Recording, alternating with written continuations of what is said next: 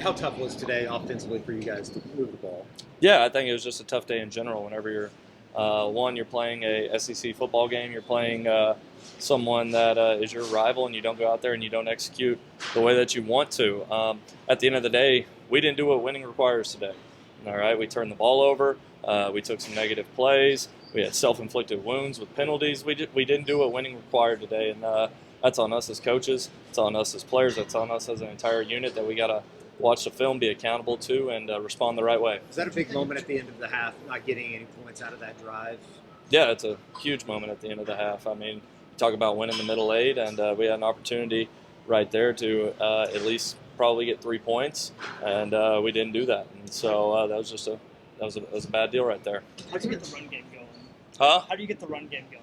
It's been kind of slow as of late. How do you guys pick it or find a way to move the ball on the ground more as opposed to the air? Yeah, I actually thought we did some good things on the ground today. You know, whenever you look at it, the sacks were a big killer, and the penalties were a big killer too. So that kind of killed some momentum whenever we thought we were really rolling with it pretty well. And so again, you got to do what winning requires. And whenever you don't do what winning requires, it's funny how you everything stops and the momentum stops right there. But I actually thought we did some really good stuff running the football today. We had some good advantages and numbers in certain situations. And so again, you got to address the film, you got to watch it, and you got to keep on getting better.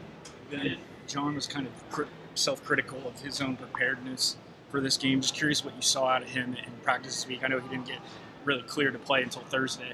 Yeah, John was true to his process, true to his film watching, and the practice that he did get to go do this week, he was really, really intentional with it. And so there's a lot of things on the film today that he did really well, and then there's some things on the film where I think he'll be mad about some ball placement and maybe where his eyes were in a few things. But John's a competitor. John's a tough kid. John's a very self-aware kid, and I know he'll respond the right way. Did you get the sense that he was inhibited by the thumb at all during the game, or did it seem like he was good? No, I didn't get that sense at all. You looked good. Just at the week in general, how it went about. How did you feel about it? Were you behind John the entire way, or were you having to wait until late in the week to find out you had? Well, I mean, I was behind both John and Mike the entirety of the week because I trust both those guys. I have confidence in both of those guys. I said it all week. John Mateer knows his body better than anybody else, and nobody wanted to put him in a compromising position. And whenever he said he was ready to play and the doctor said that he was ready to play, everybody had full confidence in that. So there no doubt or anything about any of that. You don't think it affected preparation or No. anything? He was true to his process. He was really, really good in practice, both physical reps and mental reps. Just today he had some bad ball placement issues and had some poor eyes in some situations, some things that he wished he could probably have back. But no, I don't think it affected him being ready for the game at all. You lost another offensive tackle today. Yeah. How difficult was that to try to overcome that in the offensive line?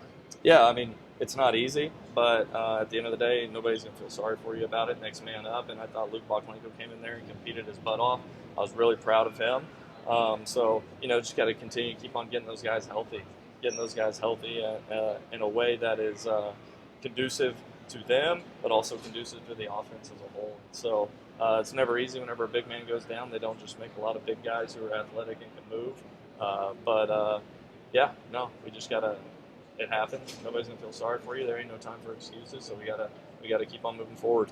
John said you talked about just this week in the preparation, but over the past 17 days, like for him, and what did it say about him that he wanted to be in pads last week, that he wanted to play as soon as he could? Just, I think Rick Venables called it gutsy. Just what does it say about him the last 17 days and how he handled it? It speaks to the kid that he is, the leader that he is, and the competitor that he is. He wanted to be there with his team. He wanted to let his team know that he has their back because they've always had his back.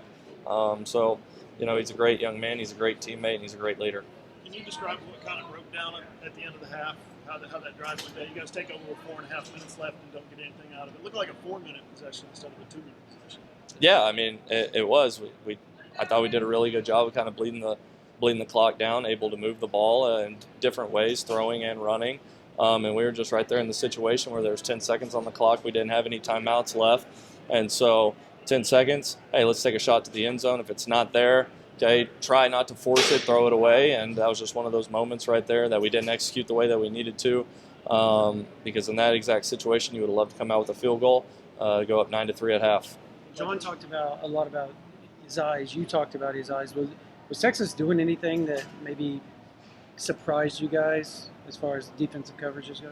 I mean, I wouldn't say anything that just surprised us. Nothing that they necessarily haven't shown on film. They may have done some things at a higher frequency than they have in other games, but nothing that you couldn't see, especially after the first 2 drives. And so, I think there's a lot of things that can affect your eyes. It's not necessarily the back end. There's some things that can be going on right in front of you. Maybe you feel a little bit of pressure and you think you got to get the ball out a little bit quicker than you do, or you got to flush and run. But no, I mean, it wasn't anything too bizarre. I know everybody knows how tough the schedule is down the stretch, and you've been with John for a while now. What have you seen out of him, just getting to know him as a player that's going to help him grow out of this experience? He's accountable to himself. He's really aware of himself. He's his harshest critic, and he loves his teammates. And so, John welcomes challenges. He welcomes adversity, and he attacks it head on, and he brings other people with him. And so, really excited for John on this back half of the season. With him being his harshest critic, like you mentioned, what was your message to him? Obviously, the schedule doesn't get any easier, but what was your post-game message to him and the offense about moving forward with this one behind? Yeah, I said, hey guys, nobody's going to feel sorry for Oklahoma. Nobody. We got to get in tomorrow, watch the film, address what needs to be addressed, put it to bed, and then we got to get going to work because South Carolina ain't gonna feel sorry for us. Nobody else is. So you got to be open and honest with yourself whenever you're watching it, and move forward accordingly. And you talked about John's ball placement a couple times and his eyes being in bad place. Was there ever a thought to go to Michael at any point during the game, or even in the fourth quarter? The discussion never came up. No, I mean John felt good, and he was still doing some really good things out there on the field, and so no. Ben, how are you looking to get the tight end room more involved than it was today? I mean, there's different things that you can do. I mean, but at the end of the day, you got to do what the game requires. I don't think a tight end came off the field all day, and so we were in a lot of 11 and 12 personnel sets all day, so they were a big part of what we had going on today. And yeah, but you got to keep on finding ways to get your players the ball. I know you're going to ask all the questions have been about John, but as an offense, you had some bad penalties today. You had the hold that took away a 33-yard run that really would have helped you. How do you attack that as an offensive coordinator? Yeah, you have to keep on addressing things that lose football games, right? You can't beat Oklahoma. At the end of the day, you can't beat Oklahoma, and that's hand placement, body position. You can't give the ball to the other team, and so you have to continue to show those kids, hey, whenever we do something bad, right, this is why we did it, and then go back. You have to revert back to your basic training, okay? It always comes down to the basics, and penalties and turnovers, more times than not, it's just lack of doing the basics right. So you got to keep on stressing the basics and affirming whenever they do it really well. Okay, thank y'all, Boomer. Thanks, Ben.